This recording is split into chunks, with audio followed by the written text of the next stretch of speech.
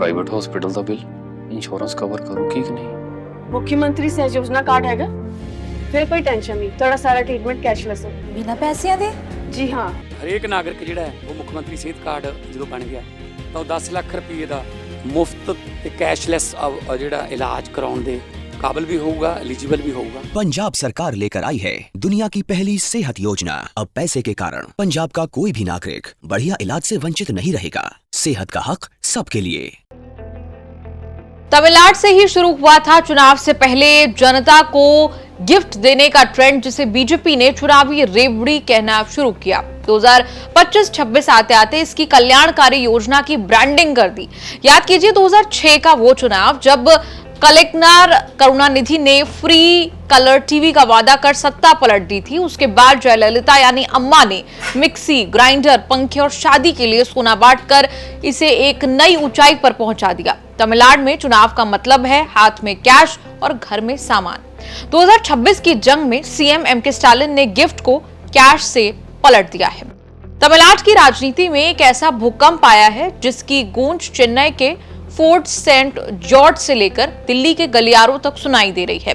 Stalin ने 1,03,00,000 महिलाओं के खाते में सीधे 5,000 रुपए भेजने का ऐलान करके 2026 के लिए अपना पहला दांव चल दिया।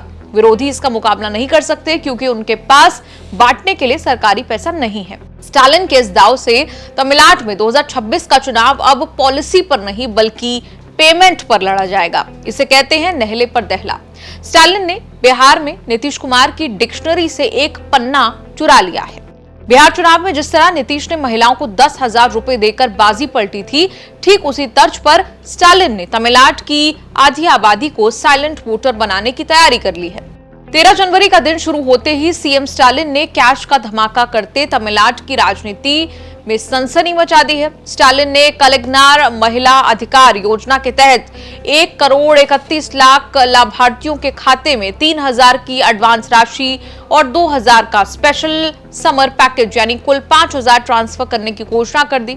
इसमें 3,000 3 महीने की बकाया राशि और 2,000 का विशेष समर पैकेज शामिल है। स्टालिन इसे द्राविडियन मॉडल 2.0 कह रहे हैं। 5,000 अभी इस वादे के साथ दिए हैं कि दोबारा सत्ता में आए तो मासिक राशि 1,000 से बढ़कर 2,000 कर देंगे। इसका मतलब चुनाव से पहले महिलाओं के हाथ में आ जाएंगे 5-5 हजार रुपए। क्या पता यही चुनाव का गेम चेंजर बन जाए। इससे पहले सरकारी कर्मचारियों के लिए पुरानी पेंशन योजना के लाभों को वो विस्तार करते हुए एक नई पेंशन योजना शुरू की गई, जिसके तहत अंतिम वेतन का 50% पेंशन के रूप में सुनिश्चित किया जाएगा। घोषणाएं अभी खत्म नहीं हुई हैं, घोषणा पत्र में और भी ऐलान हो सकते हैं।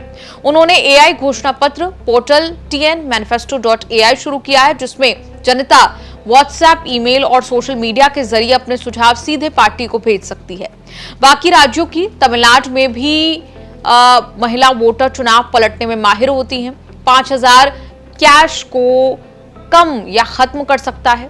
कल्याणकारी योजनाओं के जरिए स्टालिन खुद को जनता के नेता के रूप में पेश कर रहे हैं।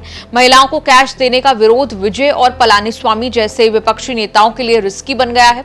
2026 का चुनाव अब केवल राजनीति नहीं बल्कि वेलफेयर वॉर बन चुका है। जहां स्टालिन पैसे के दम पर किलेबंदी कर रहे हैं, वहीं विजय और पलानीस्वामी से भ्रष्टाचार और डर का परिणाम बता रहे हैं। जब स्टालिन ने ऐलान किया उसकी थोड़ी देर पहले विजय का काफिला निकला सलेम की रैली के लिए। ईपीएस पलानीस्वामी के गढ़ से विजय ने करूर हादसे के बाद धाकड़ कैंपेन शुरू कर दिया। रैली ग्राउंड पहुंचते पहुंचते विजय के कानों तक ये खबर पहुंच गई कि स्टालिन ने महिलाओं पर कैश की बारिश कर दी है। रैली में विजय ने कहा कि सीटी की गूंज सुनकर सरकार घबरा गई है, पैसे ले लो लेकिन सीटी बजाओ, मतलब पैसे डीएमके सरकार से लेना लेकिन वोट टीवीके को देना। एआईडीएमके ने भी सत्ता में आने पर महिलाओं को 2,000 रुपए मासिक देने का वादा दोहराया है, लेकिन चुनाव से पहले सत्ता में रहते डीएमके ने कैश दे दिया तो बुरा लग गया।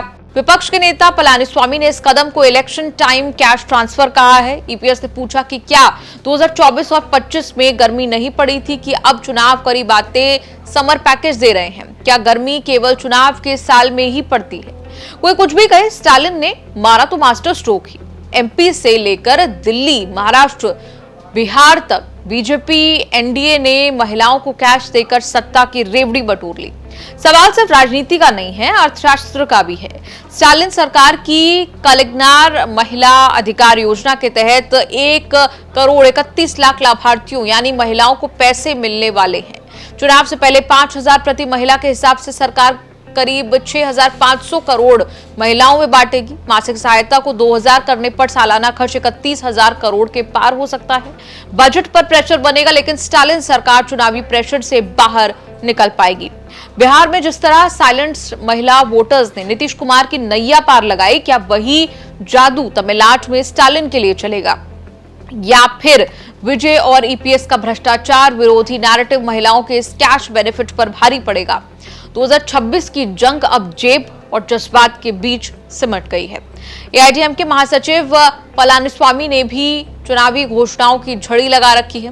राशन कार्ड धारक परिवारों की महिला मुखिया को हर महीने 2,000 रुपए मिलेंगे।